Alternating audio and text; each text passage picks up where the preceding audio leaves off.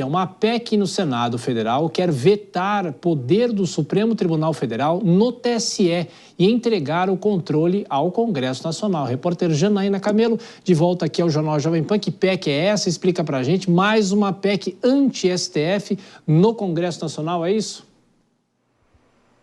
Isso mesmo, Thiago. É mais uma PEC aí envolvendo as atribuições do Supremo Tribunal Federal, de autoria do senador Márcio Bittar, do União. Ele conseguiu aí recolher 27 assinaturas, que é o número mínimo aí de assinaturas para que uma PEC seja apresentada no Senado. E foi isso que ele fez. Ele conseguiu essas 27 assinaturas e hoje ele apresentou essa PEC. Ele passou os últimos dias recolhendo essas assinaturas, tanto que na última sexta-feira, a gente até deu aqui na programação da Jovem Pan, que ele já tinha aí 24 assinaturas. E isso então foi concluído hoje. Ele apresentou essa PEC e ela prevê o que você disse, a retirada de ministros do STF da composição do TSE. Porque hoje o plenário do TSE funciona da seguinte forma, são 7 ministros, 3 ministros são do STF, 2 ministros são do Superior Tribunal de Justiça, o STJ, e 2 ministros são 2 advogados indicados pelo presidente da República, mas dentre um grupo de 6 advogados que são indicados pelo STF. Então, a PEC propõe o seguinte, a alteração aí, nessa nova composição. Se mantenha os 2 ministros do STJ, e aí fica um advogado nomeado pelo presidente da República e 4 cidadãos de notável saber jurídico e idoneidade moral escolhidos pelo Congresso Nacional. A justificativa, Thiago, dessa PEC é em relação aos recursos que chegam ao STF de ações analisadas no TSE. A ideia seria evitar que essas ações, chegando no STF, passe pelas mãos dos mesmos ministros que já haviam analisado, julgado essa ação na Corte Eleitoral. Então, um trechinho dessa PEC diz o seguinte, que a proposta justifica que, assim, elimine-se a polêmica que envolve a independência dos ministros do STF ou a sua eventual suspeição, ao julgar causas nos quais já atuaram em instância inferior, além de permitir maior diversidade na composição do TSE, que passa a ter também membros escolhidos pelo Poder Legislativo. Depois de apresentada uma PEC, ela precisa ser analisada na Comissão de Constituição e Justiça de uma das casas, né? Nesse caso do Senado, para analisar a admissibilidade ali da PEC. Mas antes disso tudo, é sempre preciso um debate, um acordo ali entre o presidente da casa, nesse caso ali, Rodrigo Pacheco, e o presidente da CCJ, que hoje é o senador Davi Alcolumbre, inclusive é o favorito aí, candidato a presidir o Senado nos próximos anos. Dessas 27 assinaturas, Thiago, nenhuma é da base governista. Dos 14 senadores do PL, por exemplo, 11 assinaram essa PEC, como, por exemplo, o líder da oposição no Senado, que é o senador Rogério Marinho, e também o senador Flávio Bolsonaro. A bancada do Republicanos inteira assinou essa PEC, são 4 ali, incluíram Damares Alves, senador Hamilton Mourão, e também quem assina aí é o senador Sérgio Moro, do União, e também o senador Nelson Trade, do PSD. Então, só lembrando as outras 2 PECs que também tramitam no Congresso, nesse caso na Câmara, são 2, né? Uma ali alterando as regras de decisões monocráticas do STF e a outra ali também permitindo que o Congresso possa anular, suspender decisões também do Supremo. Tchau. Mais uma ação do Congresso Nacional. Janaína Camelo com as informações do Judiciário. Claro, o lado jurídico e o lado político. Vou começar com o Kobayashi para tirar a seguinte dúvida. Tem alguma razão de ser esse pedido do Congresso Nacional, as questões técnicas do Supremo, porque um ministro que está no STF também toma decisões no TSE juridicamente, Kobayashi?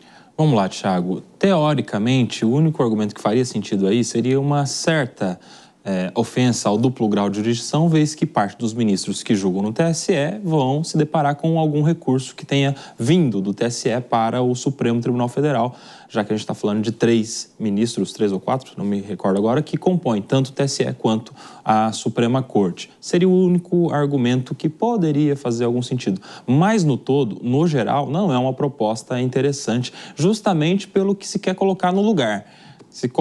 Quer se colocar na composição 4 cidadãos, primeiro, ou seja, qualquer pessoa, pode ser um médico, pode ser um biomédico, pode ser um engenheiro, pode ser qualquer pessoa, não precisa ser jurista, não precisa ser advogado, não precisa ser juiz, não precisa ser promotor. É interessante esse conceito de cidadão com notável saber jurídico, porque o notável saber jurídico é um critério subjetivo, não é algo objetivo, não é um certificado, não é uma formação, uma certificação, então isso seria estranho. E seria mais estranho porque seria 4 indicados pelo Congresso Congresso, ou seja, parlamentares que têm interesse direto nas decisões do TSE, escolhendo quem seriam os seus julgadores. Não faz sentido no meu ponto de vista. Então, por isso mesmo é que acho que essa PEC não é interessante, justamente porque se quer tirar o interesse ali de ministros que participam tanto no TSE quanto no STF, mas se dá um mega poder de escolha àqueles os maiores interessados como partes, que têm processos em andamento na Justiça Eleitoral. Bom, Dora, no caso da Câmara, o próprio presidente Arthur Lira já falou que talvez a única PEC que possa prosperar é aquela que limita as decisões monocráticas do Supremo Tribunal Federal. Dificilmente essas outras devem prosperar, inclusive essa que vai ser apresentada, não é isso? Pois é, porque é um truque, né? Mas é um truque tão besta, tão tosco, né? Que ele fica muito evidente, que é isso. O Vaias falou, o que o Congresso quer? Não tem nada disso, que aí o desequilíbrio, que não sei o quê, não tem argumento técnico. O Congresso quer ter maioria no tribunal que julga causas políticas eleitorais. É isso, ponto. Evidentemente que isso é algo que só faz sentido do ponto de vista de quem quer fazer uma manobra, não tem outra palavra, malandra. E eu acho que o Congresso não pode se submeter a malandragens. Essa aí é tão, evidente, tão fora de esquadro como aquela proposta que também está lá, de que o Congresso pode, em determinadas situações, derrubar decisões do Supremo. Ora, com o argumento de que você atua pelo equilíbrio dos poderes, você atua, na verdade, pelo desequilíbrio dos poderes.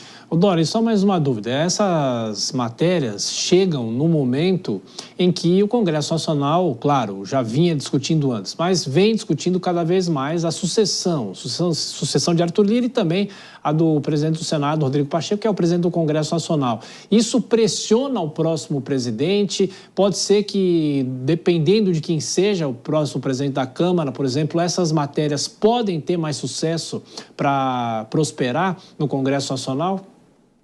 Olha, se elas vão ter mais sucesso, eu não sei, mas que isso é um objeto é uma arma tem outra palavra, de barganha, que os partidos estão fazendo isso, querendo, determinados partidos, não os partidos, alguns partidos. Outro dia teve uma entrevista do Valdemar Costa Neto, presidente do PL, dizendo isso com todas as letras, com todos os Fs e Rs, que nós vamos apresentar para os candidatos à presidência da Câmara e do Senado essa pauta, que ele não chama de anti-STF, claro, mas que quem se comprometer levará os votos. Agora, entre o comprometimento durante a campanha e a efetivação depois da eleição, há uma distância grande.